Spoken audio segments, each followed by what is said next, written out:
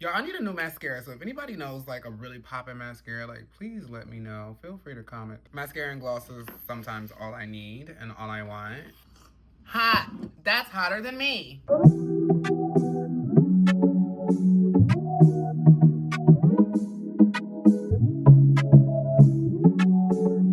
Okay guys, welcome back to my channel, Milan Garcon, and I am your girl, none other than the Milan Garcon. Today's been really chill. It's kind of like a rainy day. Y'all know I like to sit in front of this front window where it's really good lighting, and I get to mind everybody's business that drives and walks by. I get to watch parents pick up their kids from school, even the ones that don't pick up their kids from school. Yeah, so I've just been enjoying watching the world go around while I stand in one spot, which is something that I'm learning is okay to do. Sometimes it's okay to stand freaking still. I was just like sitting here thinking like, what is going on with me inside, because I am very in heat. I am very turned on. I'm very HORNY. I am very like, where the niggas at? Where the bitches at? Like, I'm trying to get the Mario coins knocked the fuck up out of me. I want to be put through the mattress. I want to like peel my face off of the headboard. My libido is at an all-time high. Yeah, so let's just get into it. This is another one of those things that nobody really tells you when you transition. It's also another one of those things that nobody really tells you as you get older. I think that in our minds, when we're in our early 20s and even mid to late 20s, I think a lot of human beings, we just genuinely think like, as I get older, everything is just gonna go downhill. I'm at my prime. The younger I am, the more fun or the more experiences I'll have in life that bring me joy and bring me bliss. That's incorrect. The older you get, the hornier you will get. I will tell you this right now. I am 30 and I have never had a libido like this. I was one of those every once in a while type of people. Like, I didn't like, sex did not like run my life. Like, I did not go through my 20s. Well, I did not go through my early 20s. Basically being sexually aware and sexually open, I should say. I was very much like shy and very much like, oh no, and you're not gonna get that part of me or side of me, which is a great, that's a great characteristic to have. That shows that, you know, you value yourself way more than you value other people, or you even value your own pleasure. Yeah, whatever. I wish I would have done things a bit differently, but like, I have been in relationships in the past, and I haven't been in a relationship in over like 9 years. Well, about 9 years this year. But like, relationships where we be doing it every day. Like, cool. I was into it. I wanted to do it. It wasn't like I was doing something for the other person that I didn't want done or to do for myself. That wasn't it. It was more so when I wasn't in relationships, I just wasn't sexually attracted to people. And I didn't know what that meant, but I knew that I was attracted to men. I am attracted to women, but I really didn't explore the being attracted to women, whether it be biological or trans. I didn't really explore that much until I explored it previously, like in high school, but I haven't like really explored it since like my early days of college.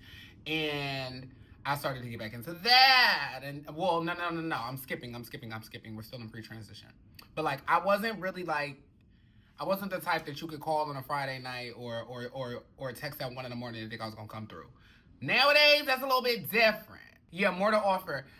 For those of y'all that are on my YouTube, make sure you subscribe to me or follow me on TikTok. Yeah, I told y'all more to offer was going to piss a lot of people off. And if y'all choose to take what I'm saying and like, oh, she said they have more to offer. Like, bitch, ain't nobody talking about babies and shit like that. We're talking about strictly SCX. That is what we're talking about. We're talking about the act of that. A lot of men, and I'm just gonna put a pin on this. I'm probably gonna edit this out of YouTube, but a lot of men have desires that they will never feel comfortable opening up to a biological woman about. They're never gonna tell their baby mama that they want somebody to be poking their little hole down there. They're just not gonna say that. It's not the world that we grew up in. It's not the world that we live in. It's not the society that we live in. Black women and black men and black communities have never conditioned black men to be comfortable in their sexuality and say all of the things that they want to explore sexually, because the minute they say anything other than wanting to put their pole into a biological woman's hole, everything, anything, bitch, they could blink wrong and they're gonna be sassy. They could blink wrong and they're gonna get clowned and called gay and do all of that and all of that and all of this and all of that. So when they come on when they come on the side that y'all just hate so much because nobody is pulling up to y'all fucking houses and knocking on the door and asking for you to bring your man outside. Nobody's doing that. They come over here because, one, some of them are just attracted to trans women. They're not attracted to women, but they feel like it's only socially acceptable to be with a woman. So since you are still attracted to femininity, why not just be with a woman and mess with trans women on the side? That is how most men think. Then you have your men that really aren't trans attracted, come across a trans woman and be like, whoa, I didn't know that trans women could exist like this. I didn't know that it was really like being with a girl, but she's technically trans, but she don't like all trans girls don't give you hyper femininity and Most of us just sit home like this. We be fucking chilling. Like, we just be chilling. We go to work, we come home, we have goals, we work towards those goals, and every day is a new fucking day. There are some girls that are the hyper feminine and femme queen and yes baby. Those girls are those girls. It's like you got a lot of women in the world that, want to wear long, like biological women with long ass nails and be fag hags and yes, honey, slay the house down. You got some women that don't do that. It's the same thing when it comes to trans women.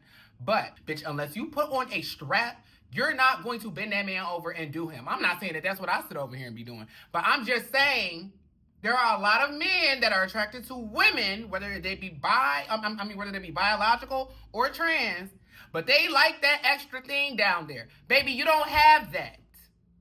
That's why if a nigga is rolling up the block trying to buy PUSSY, why you think the trans girls charge more?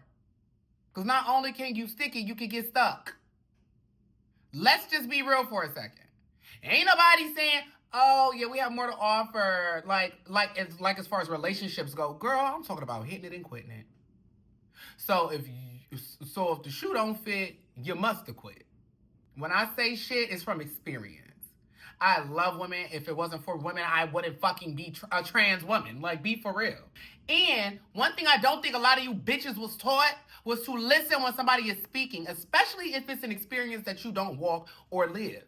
Or else how the fuck are y'all gonna learn more if y'all don't just listen? The minute that we say something that triggers you, y'all just blurt it out. And I want you to understand that that is a very childish characteristic to have. That is a very childish and an uneducated trait to have. Smart people listen when things disturb their peace.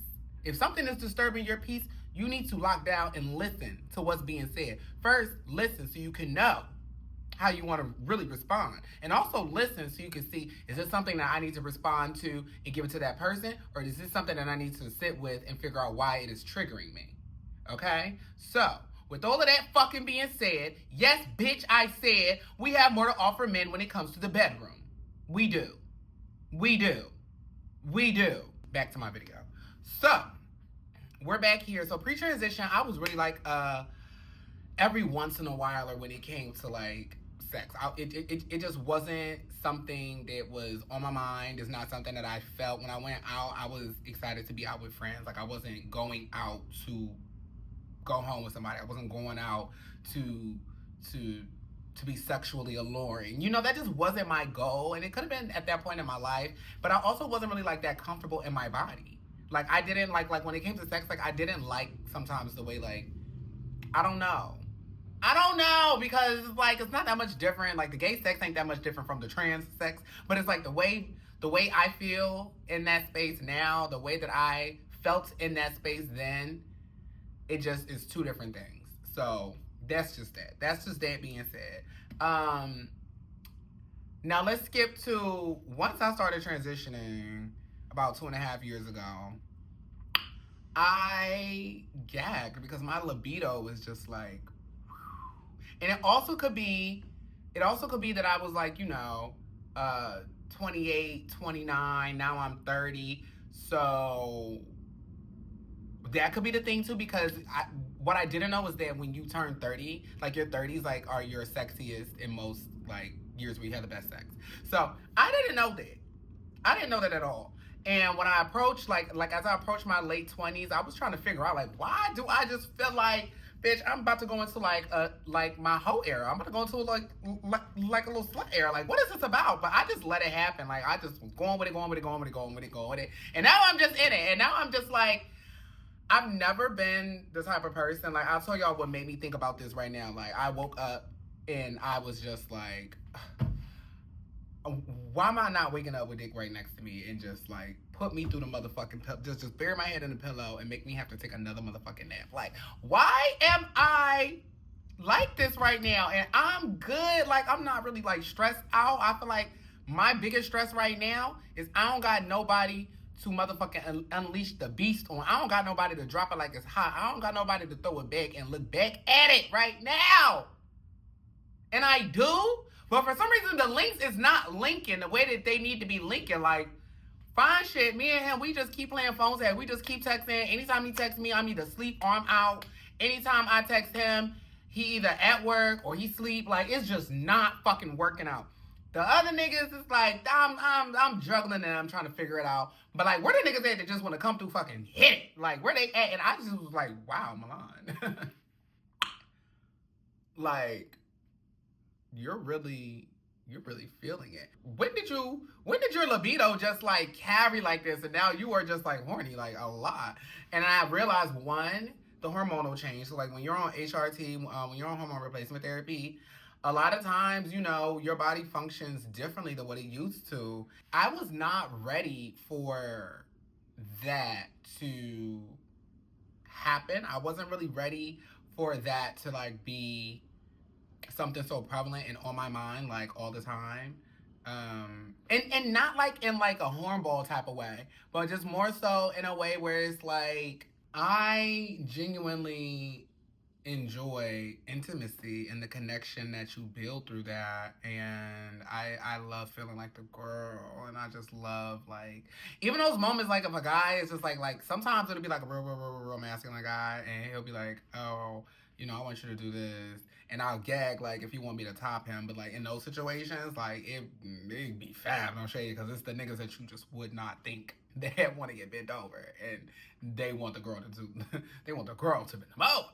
But, most of the time, it's me getting bent over. You know, this isn't a story time as such. I'm just telling you all, like, why, like, I'm just approaching, like, this point in my life where I'm just like, wow, my libido is really carrying. And I was I never, ever had a libido like this. And I'm just like, it's gotta be it's gotta be as I've gotten older, and it's gotta be the hormones. Like, it just has to be. And then I just think that I'm at a point in my life where I'm kind of like just craving connection. And when I say craving, I mean craving like when you crave a food that you can go get, but it's like when you crave a seafood boil, but it's like, you're not going to sit here and eat a seafood boil every day. That's fucking crazy. Yeah, that late 20s into your, but I feel like everybody has told me that like your 30s, like all of your 30s are going to be like your years of the best sex, best experiences. You're going to look your best, all of this. And now I believe them because I'm in year 30. I'll be 31 in September. And I'm just like, yeah, bitch, look at me. And like, look at me. Like, oh my God, it's crazy. It's like you're really like one with your body. Like you really like know yourself. And it's very dope. But I did not expect this. I did not see this coming. Like, I very much want to get plowed right now. And I know that this rant is kind of just like, this rant is really kind of like taking y'all with me on this journey. But, like, I just have to be real. Like, I was really just I was mumbling to myself about it. Just like, damn, girl, you was really... I'm like, no, girl, like, tell the fucking people, like... And when it comes to, like, being a femme queen or a trans woman, however you like to identify your transness, like, when it comes to that, it's just, like... Because it don't even... It's really, like, the feminine urge to get fucked by a man. Like, it's that, like, to me, that's what it is. Because...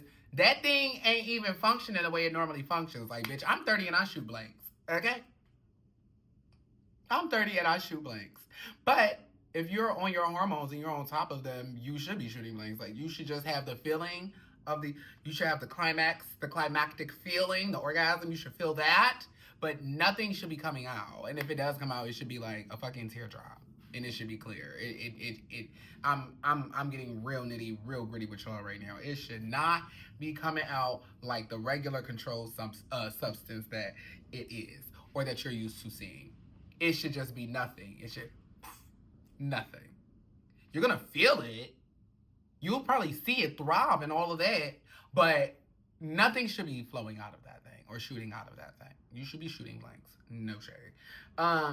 But I do like have this like dream and fantasy of like once I get like my I almost said my tatas done, and probably like get like some facial work done. I think I'm gonna like get off. And I also know that I want to possibly freeze my sperm if I can, because that way I can have kids. Sometimes, like, though, if you didn't have, like, a really, really, really healthy sperm count before, and then you go on hormones for years, and then you try to come off of them for a little bit to basically get your levels back, and then they can freeze it, and then you could use that sperm to have kids, like, through in vitro, or you could do it naturally if that's your tea. I probably would do it naturally, no shade.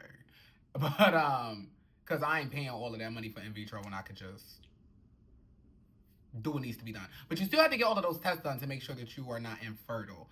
Because you can, and most people will go infertile after years of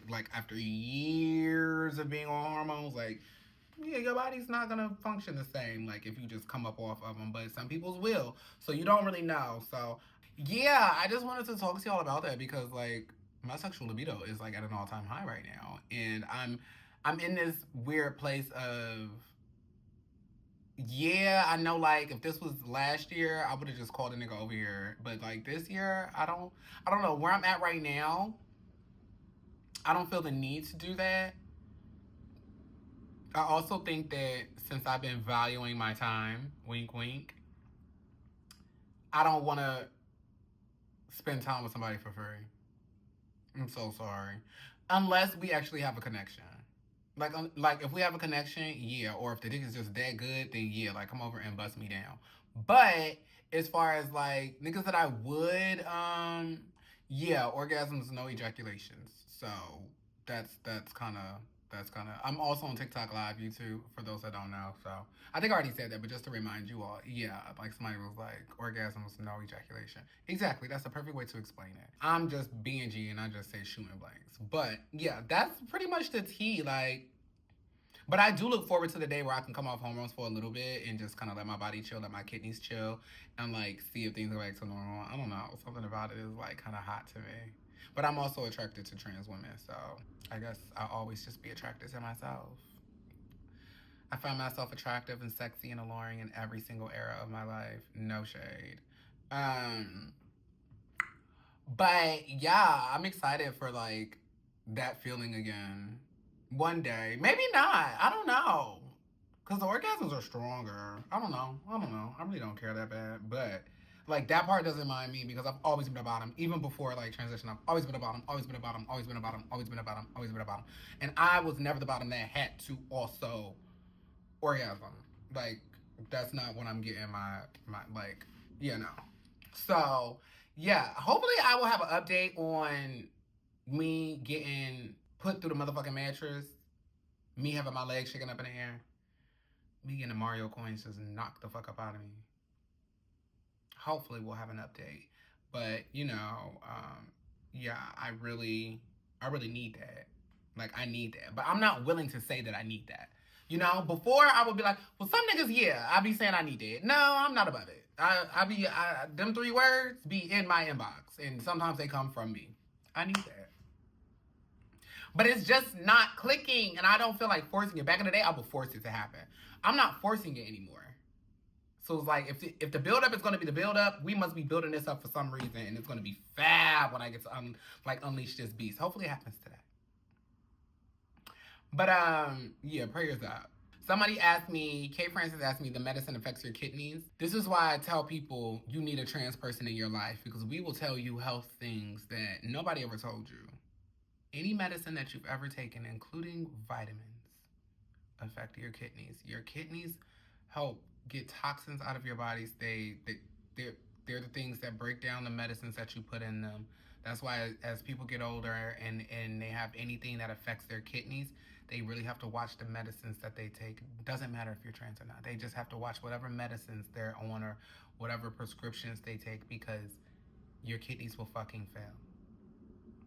Why? Like, your kidneys help clean the blood. So when people are on dialysis, it's because they're getting their blood cleaned from toxins that your kidneys would normally be doing this function. So your kidneys are one of the most important organs in your body. That's why when people suffer from kidney failure, from different illnesses or different conditions or different things that happen throughout life, that's a really big life-changing thing, because they have to be on dialysis for a very long time. I'm very upset that your doctors or nobody has ever told you that any fucking medicine that you take, your kidneys have to process out. It has nothing to do with being on hormone replacement therapy. But when you are on hormone replacement therapy, you are normally taking 2 to 3 medicines a day. And if you're not, that means that you're probably on a shot of some sort where it's weekly or bi-weekly, but your kidneys are still doing the same amount of work. So you want to be very, very, very careful when you are doing all of that. I take 3 prescriptions for my, like for me in transition and for me being a trans woman. I take spironolactone, which is, and I'll tell y'all this and then I'll end the clip, because that's really all I wanted to say. I'm gagging that my motherfucking libido is like on a thizzy thou, and like I need that real bad. And why didn't nobody tell me that this was going to be a thing as I got older? And they did, but why didn't nobody tell me like how being on hormones was also going to make it 10 times as active, and then the way that sex is now is just so different. But I'm on spironolactone, which is a testosterone blocker. Then I'm on an estradiol or estrogen or delestrogen, whichever, wherever you from, whatever you call it. I'm on that for my estrogen shot, which I take once a week. And then progesterone, which helps like you gain fatty tissue in your chest area, hips, butt, all of that stuff. Those 3. And then I also take PrEP, which is a preventative pill you take once a day so that you cannot contract HIV or AIDS if you ever come in contact with anybody that does. Knowingly or unknowingly, it pretty much protects you. Like, I think it's like 99.2 or like 98.1%. It does not protect you from other STDs and STIs, so I would still say to practice safe sex, or the safest sex that you enjoy practicing, and also get tested regularly if you are somebody that is going to be sexually active. That's just making sure that you're all good. I do Scream by PrEP. I think that it is amazing. It has allowed me to have, you know, like that, like sexually free and guilt-free sex for like a few years now, and I really, really, really like it, because in my past, I feel like I've had a lot of days post-sex where it's like, oh my God, like, we didn't use protection, oh my goodness, and then waiting to get tested because you were nervous, and then like being like sad or like feeling like, oh, I didn't value myself, and now like this is a possibility. Like, PrEP has just taken that away. But again, now those are 4 prescriptions that I take, let alone my vitamin. So my kidneys do work a fucking lot. I drink a lot of water. I try not to drink that much caffeine as I drink some tea. But thank you all for listening to me rant. This video was cute. It was fun. I think I'm going to do more just in the moment videos, not care about makeup, not care about hair, not care about none of that shit, even though I did put on some mascara and lip gloss for y'all. But yeah, I'm in an era of loving me. And sometimes loving me means getting my back blown out. And yeah, I love it because I know I'm sexy, I know I'm hot, but it just oozes out of me too. That's another thing, like, real quick. My like the pheromones or whatever the fuck you want to call them for trans women, I don't know what it is, but baby, I be outside oozing. It be crazy. Like, men just be so drawn to me, and it's not because I'm doing anything to get them to be drawn to me.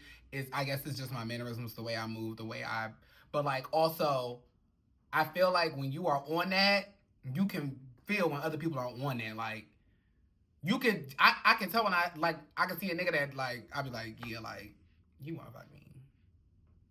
Just like, I don't know. Or he on timing. I'm on timing. By the time y'all have a conversation, y'all realize y'all both on timing. Boom. I don't know. It's just like, you kind of attract people that, like, you're on the same, like, timing with. And I feel like that's been happening a lot in like social spaces, which I love. I'd rather meet a nigga in person and go home with him any day than meeting somebody offline and having to get comfortable with the idea of me not knowing this person or never being around this person or like, no. Like, I'd be hugged up with niggas in the club and then be thinking about, oh my God, his hands felt like this. And a week later, I'd be like, where you at, nigga? Like, you know what I'm saying? So, yeah. Okay, enough of me spilling my tea. I will talk to you all later. I'll talk to you all again. It's probably going to be a crazy topic. I think the next thing I'm going to talk to you all about is, you know, drug abuse and things that I've given up and how my life of partying has changed, but in a good way. I'm not partying any less. I'm just doing less recreational things while I'm partying. And I'm finding that I didn't really need to do all of those things anyway. With that being said, thank you so much for watching. It's been real, it's been fun, but it ain't been real fun. I have to catch you in my next one. Stay safe and stay dangerous.